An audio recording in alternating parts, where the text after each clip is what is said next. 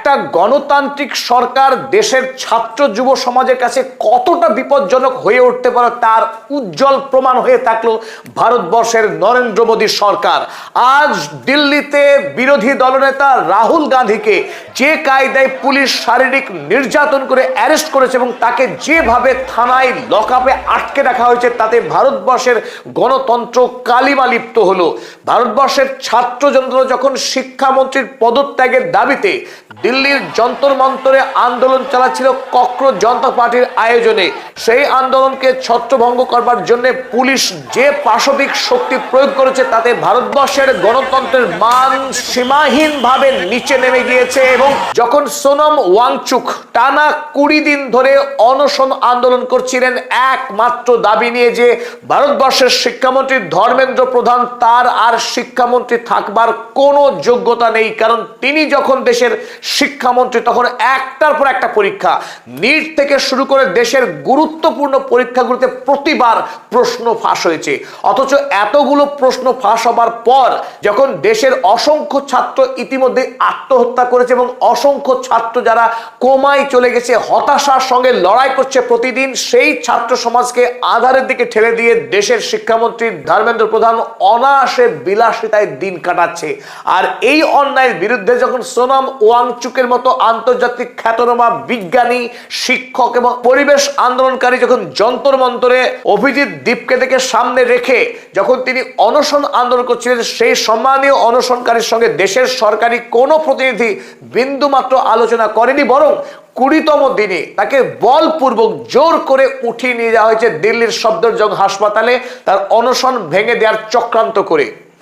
তারপরেও যখন 20 তারিখে প্রস্তাবিত পার্লামেন্ট অভিযানকে বন্ধ করতে পারেনি দিল্লি সরকার, যখন সেই আন্দোলনে দেশের বিভিন্ন প্রান্ত থেকে প্রায় 50,000 ছাত্র যুব জমায়েত হয়েছিল, দিল্লির যন্তর মন্তর থেকে শান্তিপূর্ণভাবে মিছিল করে তারা পার্লামেন্টে গিয়ে পার্লামেন্টারি কমিটির কাছে জবাবদিহি করতে চেয়েছিল কিছু প্রশ্ন তুলতে তাদের হয়ে, যেন পার্লামেন্টে আলোচনা করা হয় কেন শিক্ষামন্ত্রীকে বরখাস্ত করা হবে না। এই চূড়ান্ত ব্যর্থতার দায় স্বীকার করে ভারতের শিক্ষামন্ত্রী কেন পদত্যাগ করবে না, এই প্রশ্নে যখন ছাত্ররা দিল্লি অভিমুখে যাত্রা করেছিল, নজিরবিহীনভাবে তাদের উপরে ক্র্যাকডাউন করেছে ভারতের কেন্দ্র সরকার। যে কায়দায় ছাত্রদের উপরে শারীরিক নির্যাতন চালানো হয়েছে তা এক কথায় বর্বরচিত এবং পাশবিক। শান্তিপূর্ণ আন্দোলন করা গণতান্ত্রিক দেশের বড় অধিকার এবং শাসক দলের বিরুদ্ধে মতামত দান করা গণতন্ত্রের জন্য স্বাস্থ্যকর। সেই গণতান্ত্রিক শান্তিপূর্ণ প্রতিবাদী যুবকের উপরে সরকার যেভাবে রাষ্ট্রীয় সেনাবাহিনীকে লেলিয়ে দিয়েছে, এমনকি উর্দি ছাড়া সাধারণ পোশাক পরা বেশ কিছু যুবককে দেখা গেছে পাশবিকভাবে লাঠি চালাতেই নিরীহ ছাত্রদের উপর। আর এই ছবি ছড়িয়ে যাওয়ার পর গোটা দেশে ক্ষোভের আগুন দাউ দাউ করে জ্বলতে থাকে।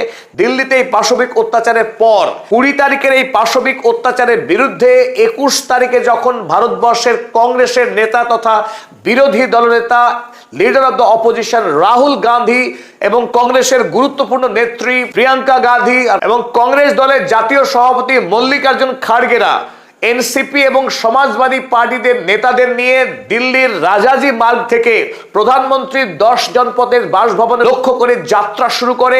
এই প্রশ্ন নিয়ে প্রধানমন্ত্রীকে তারা জিজ্ঞাসা করতে চান যে কেন ছাত্র যুবদের উপরে পুলিশকে লেলিয়ে দিয়ে এহেন শারীরিক অত্যাচার করা হলো, কেন তাদেরকে পার্লামেন্ট পর্যন্ত যাওয়ার অনুমতি দেওয়া হলো না। এই প্রশ্নকে সামনে রেখে যখন জাতীয় কংগ্রেসের নেতা রাহুল গান্ধী যখন পদযাত্রা করছিলেন, রাস্তার মাঝে যখন তাদের মিছিল কল্যাণজি মার্গ পর্যন্ত এগোয়, সেখানেই পদযাত্রাকে আটকে দেওয়া হয় এবং একের পর এক নেতার উপরে শারীরিক অত্যাচার করবার পর তাদেরকে চ্যাংদোলা করে তুলে নিয়ে গিয়ে প্রিজন ভ্যানে রাখা হয় এবং তারপর তাদের দিয়ে যাওয়া হয় দিল্লির মডেল টাউন পুলিশ স্টেশনে। শুধু রাহুল গান্ধী নয়, 21 তারিখের এই পদযাত্রা করতে গিয়ে অ্যারেস্ট হয়েছেন প্রিয়াঙ্কা গান্ধী এবং সমাজবাদী পার্টির নেতা অখিলেশ যাদব। আপনারা দেখছেন সেই ছবি, প্রিয়াঙ্কা গান্ধীকে যেভাবে মহিলা পুলিশ কর্মীরা জোর করে তাকে ভ্যানে তোলার চেষ্টা করছে। তবে 21 তারিখের এই আন্দোলনের একটাই উদ্দেশ্য ছিল 20 তারিখে যে ছাত্র জনতা যারা পার্লামেন্ট অভিমুখে যাত্রা করেছিল তাদেরকে যে নির্যাতন করা হয়েছে তার কয়েকটি ছবি আপনারা দেখুন। এখানে একটার পর একটা জায়গায় ফ্রেমে আপনারা দেখতে পাচ্ছেন যে ছাত্রদেরকে পুলিশ কি কায়দায় তাদের উপরে শারীরিক অত্যাচার চালিয়েছে। একজন নিরীহ ছাত্র তাকে একসঙ্গে 5 জন পেটাচ্ছে, যাদের 3 জন তাদের কোনো পুলিশি না আছে, পরিচয় না আছে, উর্দি এবং পরিচয়হীনভাবে কিছু যুবক এই ছাত্রদের উপরে পেটাই শুরু করে দেয়। আপনারা এই ছবি দেখলে আটকে উঠবেন, গোটা শরীরে তার রক্তে রক্তাক্ত হয়ে গেছে, তিনি দুহাত তুলে দিয়েছেন আত্মসমর্পণের ভঙ্গিমায়, তারপরেও চলছে তার উপরে জুলুম। এবং আরো আশ্চর্য, 20 তারিখের পার্লামেন্ট ভবনের কাছে ইন্ডিয়ান ফৌজ যেভাবে তারা তাক করে থাকে মেশিন গান নিয়ে, সেই ছবি একবার দেখুন যে একাধিক পোস্টে এই ছাত্রদের আন্দোলনকে রুখে দেওয়ার জন্য তাদেরকে বন্দুক ধরে যেভাবে তাক করেছে দিল্লির পুলিশ।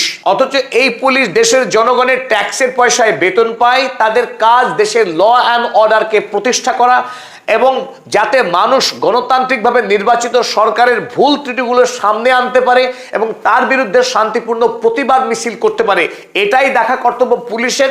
সেই পুলিশই নিরীহ ছাত্রদেরকে যেভাবে পেটাই করেছে এবং যেভাবে সামরিক অস্ত্রের আস্ফালন ঘটিয়েছে, তাতে সন্ত্রস্ত সাধারণ শান্তিপ্রেমী জনতা। যে ভারতবর্ষের মহাত্মা গান্ধী ইংরেজ অত্যাচারী শাসকদেরকে দেশ থেকে তাড়াবার উদ্দেশ্যে বারংবার তিনি অনশন ধর্মঘট করেছেন এবং সেই অস্ত্রকে ব্যবহার করেই একটা সময় ভারতবর্ষের স্বাধীনতা আন্দোলন কন্যাকুমারী থেকে কাশ্মীর, গুজরাট থেকে আসাম পর্যন্ত বিস্তৃত হয়েছিল। সারা ভারতবর্ষের মানুষ ঐক্যবদ্ধ হয়েছিলেন ইংরেজদেরকে দেশ থেকে তাড়ানোর অভিযানে। কিন্তু আজকের এই নরেন্দ্র মোদী সরকারের সময়ে সোনাম ওয়াংচুক, যিনি ভারতবর্ষের একজন বিখ্যাত ব্যক্তিত্ব, তার সঙ্গে যেভাবে অন্যায় করা হয়েছে, যেভাবে অত্যাচার করা হয়েছে এবং তাকে জোর করে হাসপাতালে তুলে নিয়ে যাওয়া হয়েছে শুধু একটাই লক্ষ্য নিয়ে, 20 তারিখের এই পার্লামেন্ট অভিযানে যেন কোনোভাবেই সোনাম ওয়াংচুক শরিক না হতে পারে, শুধু এই উদ্দেশ্য নিয়ে জোর করে তাকে তুলে নিয়ে যাওয়া হয়েছে।